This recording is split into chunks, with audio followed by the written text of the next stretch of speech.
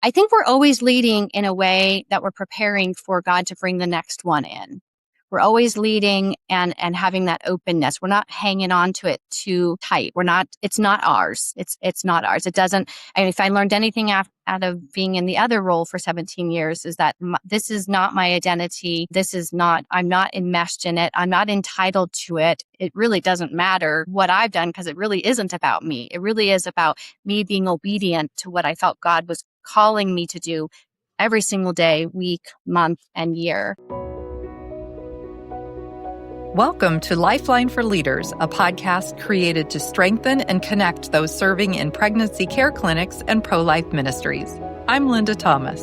And I'm Kirk Thomas. Each week we sit down with leaders, ministry partners, authors, and experts who shape the pro-life landscape, sharing practical insights you can use right away and inspiring stories that remind you you're not walking this journey alone. Our mission is to help you serve with confidence and resilience. This is your community, your support, your lifeline. Today's lifeline is perspective. Sometimes the right perspective can help us see a challenge differently, make a better decision, or take the next step forward with confidence. Our guest today is Maureen Metcalf, founder of Legacy Pregnancy Care Center in Wyoming, which she launched in 2009, as well as founder of MCM Consulting Group and creator of the LEAP model. With a master's degree in industrial and organizational psychology and nearly 2 decades of leadership experience, she helps organizations build strong cultures, develop leaders, and navigate growth and change. Maureen, if I can call you Mo, welcome to Lifeline for Leaders. Yes. Hi, Maureen. Thank you for having me. Well, before we get started, Kirk, if you'd lead us in prayer.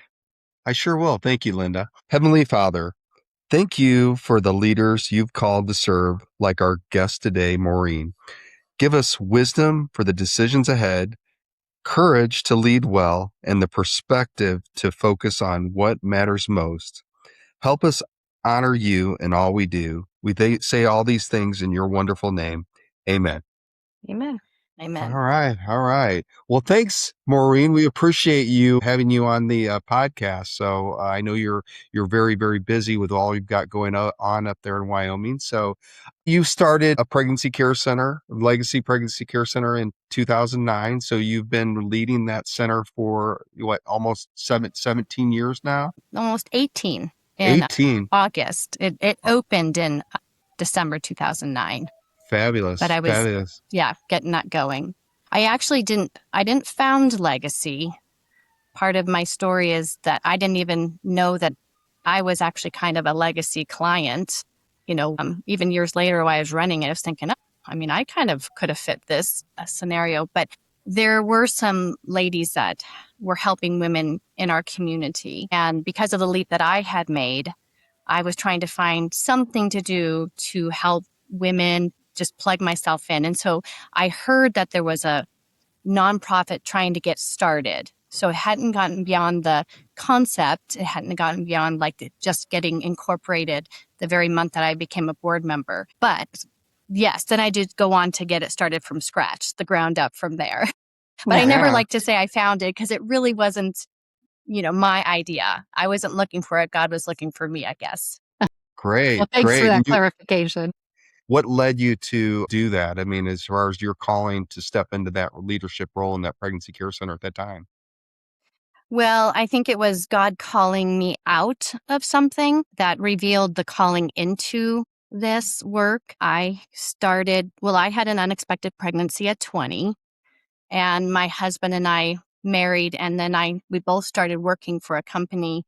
So I was 21 in 1992, and the founders had just opened this program, and I got into a leadership role really quickly in about 6 weeks, and then just held that for nearly 17 years. And when the founders retired and there was a new company that bought the company, it just was very different. So the principles, the values, the chasing profit, even some things I probably couldn't really name for sure, but I just knew my moral compass was completely off. I'm supposed to quit today. And he said, okay. And I said, today. He said, okay. And he said, is it the right thing to do? I think after that, I said, we're going to lose this. And he said, is it the right thing to do? And I said, yes. And so at that time, I also had written a letter to the editor, which I never did. I wasn't doing any of the writing. All my sisters write, but I was not doing, and I have 5. But I was not doing any of the writing like that. And I wrote a letter to the editor, and basically it was a hope list. And the number 10 line item said, I hope whoever you are never afraid or anxious to do the right thing. And the press called, the Sheridan Press, and said, hey, can we turn this into a commentary? And I said, oh, okay, whatever that is. And so they did. And I was getting these notes in my mailbox, and I was getting notes, just messages or walking off the soccer field, people just thanking me for that article. And then I realized that, it must be that number 10, that line in there. What I found out after I learned about these gals coming together and doing legacy, the first thing they asked is, do you want to be a board member? And I thought, well, what does that entail? And I had to look that up. What does it mean to be a board member? And I remember saying to my husband, well, if I'm going to be the board chair, then we need to invest. So let's do $50 a month. This is where God was reprioritizing our tithing and what was important, because we did tithe, but we tithe when we wanted to, where we wanted to, depending on what was happening. But it was like, let's do $50 a month, both unemployed. That's it. Let's not skip. And that's where our Sponsor a Day program has started, the $50 a month way back then. And so then it was right around Lent time at that time. And we weren't like this passionate, like really, really be on top of Lent family per se. But this time I sat down with all of them and said, I feel like God really wants to bless us. Whatever you pray about this Lent, could you really be sacrificial? Would you put it to prayer? And they all were like, oh, yeah. And I'm like, no. I mean, seriously, I feel like God wants to bless us. And what I learned after that was we ended up getting an email from the founders. They had lived in Florida, and they had said, divine intervention, we get the Sheridan Press. We were trying to find you. We heard what you guys had done. And they said, do you need a home? We have a home. Now, the one prayer that I had, I knew I'd get another job. I knew we'd get insurance. I knew all these things. But I kept thinking every time something would well up in me, like, where are we going to live? Like, we now have 2.5 months, 2 months. Where are we going to live? And that was my prayer. So we moved out of a 6-bedroom, 3-bath home into a 6-bedroom, 3.5-bath home, only covering the insurance and the taxes, a beautiful home in a beautiful neighborhood, which was such a testament. Because God was also laying the groundwork for me just to be able to build what we need to do for legacy here with that blessing. So that's really kind of how legacy got started. I was the chair. We did have someone that could be the director, and then she moved. And then she said, well, I think maybe you could do this, Maureen. And I'm like, no, that wasn't my plan. God, we weren't talking about this. Not something from scratch. Let me just go reorganize another business but then I felt like God was saying, as a board chair, are you going to wake up tomorrow morning and do the work? And I'm like, yep. So then I'm like, okay, I'll be the director for 5 years, 5 years. And then here I am. So, and I've done a lot of other things along the way with it. So it's like I never had to stop creating and doing other things, but I guess I'm just still here. It's just kind of been just a beautiful season of life, having the privilege of leading it. Well, that's a wonderful story of faithfulness and trust, Maureen. I appreciate you sharing that with us. So let's just go back in time. Let's go back to, I want you to play a game. We're going to go back to 2009, and then we're going to come back to 2026. So what did you think was going to be the biggest hurdle or the biggest problem in starting Legacy? And then now that you look back in 2026. I think 2 things. One, a lot of the pregnancy centers, I went and toured quite a few of them between South Dakota, Montana, Wyoming, I think even Colorado a little bit. And a lot of people were still doing volunteers as a lot of their staff team, even directors that were volunteering or in a director role but weren't being paid.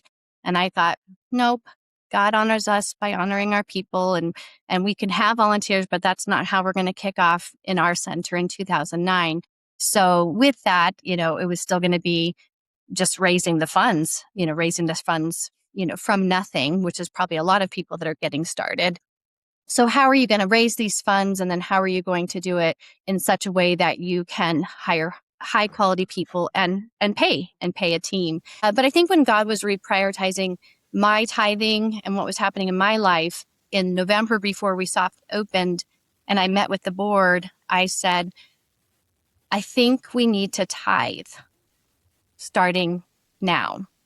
So a month before open, we had $10,000 to open the whole center, and the board, of course, in all logic, everything I do with legacy, I put on a whole different hat at times because, God's the CEO in here. And so it could sound different than if I'm in this for-profit consulting somebody else. But in this scenario, I said, I believe we need to tithe 10%. Even if we can't pay me, then I believe we should still tithe first. We have done that nonstop since that time. The first gala in November 2010, we raised $100,000. It was just the tenfold, just the beautiful. I think my subject line was God's miracle math. I have just continued to see that just by investing in people. I don't have a high turnover. I have a retention rate, and those that the staff members have gone on to do other things when they've left other programs. So I think that's something that's in the beginning, you're just not sure how you're going to do it, where it's going to come from. And if you can find the high quality people that, are licensed, are passionate, have a strong faith, and that are going to stay longer than a year, especially when directors at that time I heard were turning over every 1 to 3 years. So in 2026, we're still tithing. We're still seeing that same provision. I still have these miracle math stories all along the way. We still invest in our people. We started just doing more and more. And I think in the early decade, I was sharing so much of this in South Dakota, Montana, and Wyoming centers, just to help them or encourage their boards to pay their people or pay their director or invest in benefits, because these are the people serving the people. Yeah. So, Maureen, you've had a unique opportunity in that you've led pregnancy care centers and you've worked with a lot of leaders. So, what do you think great leaders seem to understand that maybe others miss? I think great leaders often feel like they can't have, or leaders in general, anyone leaping into something, that they can't have a healthy rhythm, personally or professionally. So it's everything poured into the business, and then maybe the family is sacrificed or whatnot. And for me, I feel like great leaders are ones that learn early on what matters in the here and now, being present where they are in that moment. When you go hard at something, you go hard, but when you come out of that, you have that rest, you have that time that you need with your family, your community.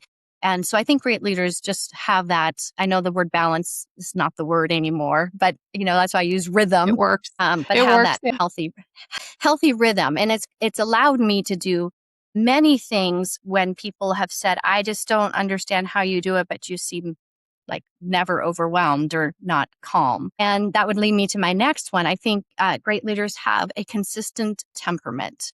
It's very predictable. It doesn't matter the season. It doesn't matter the crisis. It doesn't matter what's going on.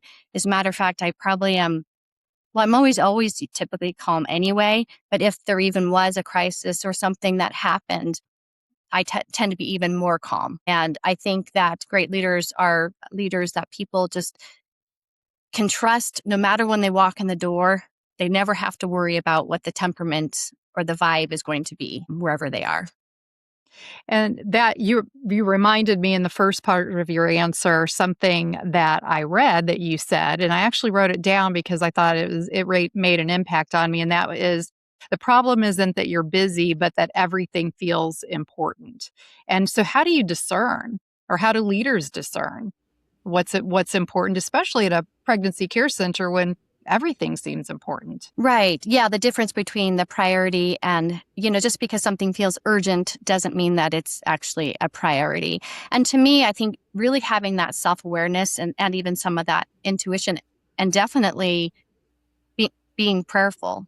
Because I think when we're prayerful, oftentimes when I think something is rising up, I'm very, very quick to assess, is this something really coming from God or is it coming from the enemy? Is this a blockade that's coming up that's trying to distract, cause chaos? And I think that discernment is what's so important, to really just be able to assess here and now, right now, what has to get done. It's kind of like the art of discipline. We hear it all the time, but there is an art to discipline. And part of overwhelm comes when, and sometimes women can do this more so than men, but I can do this and this and this and this and this, even though I have this thing right here. But because this thing right here may not be right here, we do all these things around it, don't leave enough margin. And now we're frantic, overwhelmed, exasperated, whatever those things are. So I think really building in that margin, really assessing your prioritization, and also kind of what's the heaviness behind it. Is something your priority, making a priority based on what you feel God is calling you to do? Or is it a should of something else? And just kind of having some of that in your morning or in your evening before going to bed. Yeah. Well, great insight. So what are some of the most common misunderstandings leaders have about things like people, motivation, and team dynamics? I think a lot of leaders or team leaders think that people understand what's being asked of them, especially if they tell them one time. And it really is something that often is not the case. And so what can happen is expectations are not clear, feelings get built up, perceptions take over. And when we have a perceived idea of a situation, whether it's in our relationships, within our teams, in our community, in our church, but we don't check that assumption, we don't go back and say, is this true? And then that assumption becomes our reality. And now you have wounded people walking around in the workplace, in the home, in the church, all because maybe a simple sentence didn't happen. Like, give people the opportunity. Did you mean to say that? Or this is what I heard. Or can I get clarification? And then just giving grace. Like, if your people are not producing what you thought they should, how do you know they really knew what they should be doing? And I think beyond that, just getting out of the way, trusting the people that God puts in your path. You've prayed for them to be there. You develop them, you lead them, and you let them go. You're there to support them, but their ideas don't have to be your ideas, so to speak. I think leaders really discern, again, what are some of those things that are the non-negotiable? Like, there's certain things that I'm going to weigh in on, and that's just it. It's not personal. I mean, in a healthy way, but there's a lot of other things that it's like, dream it up. What do you got? So, and that really goes along with my next question. Pregnancy care center leaders are really compassionate people. We encounter a lot of them, and they are deeply compassionate and caring people. They care about their clients, their staff, their volunteers.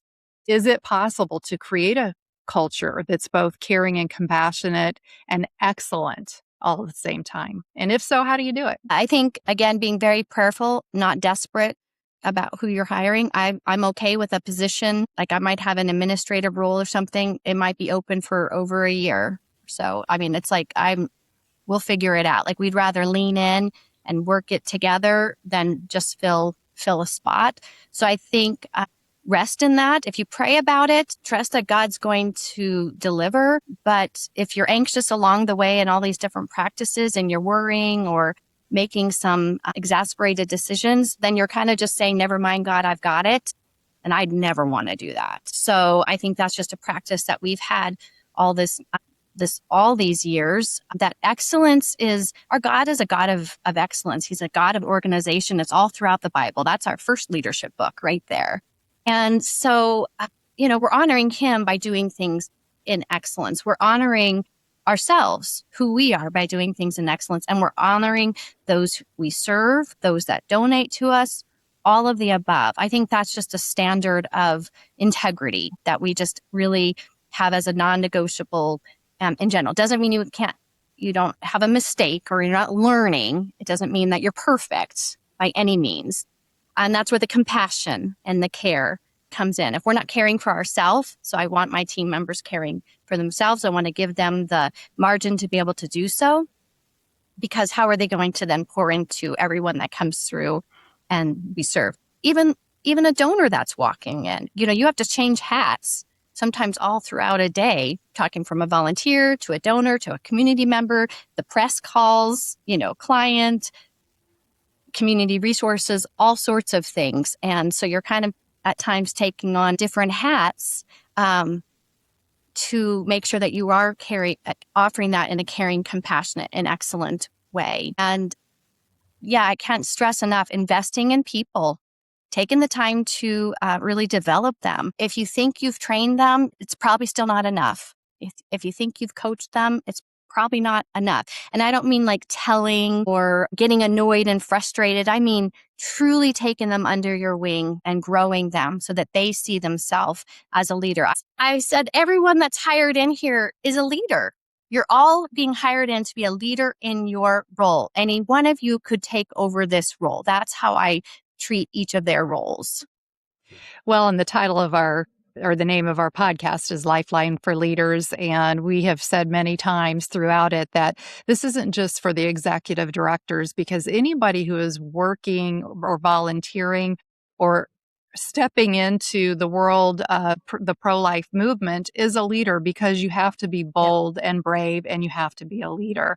So I certainly understand what you're saying about that. And, this world is changing. The culture is changing. It's changing so fast. So how does a leader know when it's time to protect what they've already established and when it's time to embrace change? Yeah, that is a tricky one. I think it goes back to prayer and discernment and really being open to where you feel God is leading you in that. Each time when I said 5 years, I thought, well, we'll just do a debt-free building. Again, the business sense would have been you do it this way. And I said, we're going to do it God's ways. We're not going to go to a gala and raise funds for capital for a building. We're going to raise.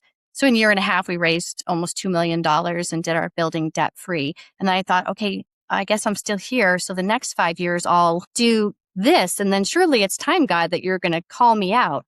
And instead, there was just other opportunities that came along. But I also know I'm 54. Like at this decade at some point is coming to a close, and God could pull me out tomorrow. I think we're always leading in a way that we're preparing for God to bring the next one in. We're always leading and having that openness. We're not hanging on to it too tight. It's not ours. It's not ours. It doesn't, and if I learned anything out of being in the other role for 17 years is that this is not my identity. I'm not enmeshed in it. I'm not entitled to it. It really doesn't matter what I've done, because it really isn't about me. It really is about me being obedient to what I felt God was calling me to do every single day, week, month, and year. So now I had started the prayer not too long ago, probably a couple of years ago, with, okay, what's that succession look like? And how do we do that with excellence? And how do I do that in a way that is just making sure that whoever is in that role is really, really prepared, but not even that person, but even the board of directors, like the foundation.